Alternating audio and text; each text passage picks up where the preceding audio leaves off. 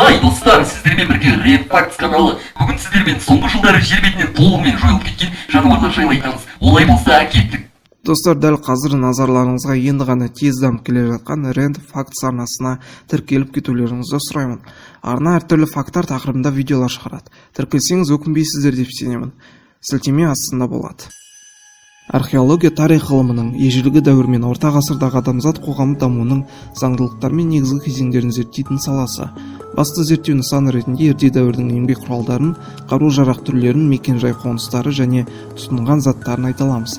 Топыраққа көміліп мыңдаған жылдар бойы жер астында кейбір кезде таңғажайып табыстар, артефакттар шығып жатады. Сәлем достар, бұл Скаврон арнасы. Бүгінгі видеомыз археологтар тапқан таңғажайып табыстар туралы болмақ. Видеоға қолдау ретінде лайктарыңызды баса отырыңыздар.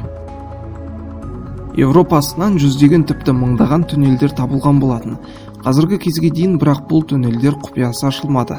Бұл типтегі туннельдерді Эрцталл деп айтады. Және өте аласа етіп жасалынған. Биіктігі 1 метрден сәл асса, ені 60 сантиметрге жуықтайды. Кейбір жерлері тіпті аласа. Ондай жерлерден толықтау келген адамдардың өтуі қиынға соғады. Ең қызығы бұл туннельдердің жас шамасында. Неміс археологы Генрих Коштың ойынша бұл туннельдер шамамен 5000 жыл бұрын салынған. Бірақ кейбір туннельдер қазіргі уақытта 12000 жыл бұрынғы уақытқа бағаланып отыр. Сонда бұл туннельдерді ежелгі адамдар не үшін және қалай салған? Әзірше құпия, және неміс және дат халықтарының арасында бұл туннельдердің аласалығына байланысты жазыл лох деп кеткен, яғни гоблиндардың үңгірі. Адамның хрусталь бас сүйегі. 19 ғасырда Европа авантюристері орталық Америкада үндістердің қолынан жасалынған бір затқа өте қызықты. Ол ежелден бері келе жатқан адамның хрусталь бас сүйектері болатын. 1889 жылы Эжен Бобан джунглилерді зерттей отырып осы бір хрусталь бас сүйектерді тапты. Олардың жалпы саны 2 болатын. 40 жыл өткеннен соң Фредерик Митчелл орталық Америкадан тағы бір 5 килограмдық кварцтан жасалынған адамның бас сүйегін тапты. Өкінішке орай бұл 3 табысты үндістермен емес, европалықтармен жасалынған болып шықты. Зерттеушілер жай ғана Европадан жасап әкелген хрусталь бас сүйектерді ежелгі үндіс тайпаларымен жасалған деп көрсеткен екен. Бірақ дәл қазіргі уақытта ондағы ежелгі үндістер жасаған хрусталь бас сүйектер тығулы жатыр. Ежелгі мамонт қаңқасы. 2013 жылдың мамырында Ресей және жалпы әлем үшін өте маңызды бір археологиялық табыс табылды. Ежелгі мамонттарды тауып жатқандарын естіп жүрген боларсыздар, алайда бұл табыстың орны бөлек. Новосибирск архипелагындағы Ляховск аралдарында Ресей ғалымдары ежелгі мамонт сүйегін тапқан.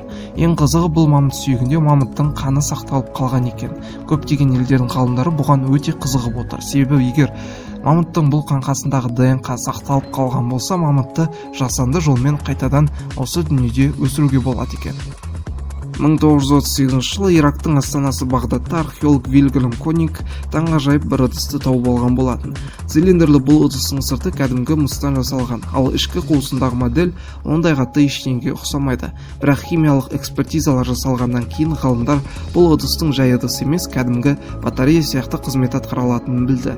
Бұл ыдыс біздің заманымызға дейінгі 250 жылға жатады. Негізінен алғанда гальваникалық элементті ең бірінші Александр Вольта 19 ғасырда жасаған болатын. Мына табылған ыдыс егер шынымен де батарея сияқты қызмет атқарған болса, технологиялар тарихын қайта қарастыру керек болатыны сөзсіз. Каппакоча мумиясы.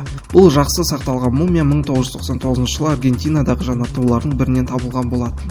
Бұл дүние сол кездегі 13 жасар қызға тиесілі болған. Инктердің дәстүрі бойынша құрбандыққа шалынған болу керек. Ғалымдар шамамен 500 жыл бұрын өмір сүрген деп есептейді. Каппакоча дәстүрі бойынша сол кездердегі ең әдемі қыздарды жылдар бойы дайындап құрбандыққа шалатын көрінеді. Салт орындалмастан бұрын бұл қызды қиналуды сезбес үшін масайратқан көрінеді. Өйткені зерттеулер бойынша сүйектен өте көп мөлшерде алкоголь және кокаин табылған болатын. Сонымен видеомыз соңына жетті. Егер ұнаса, әрине лайк және тіркеліп кетіңіз. Тағы да біздің Instagram, VK әлеуметтік парақшаларымызға жазылуды ұмытпаңыздар.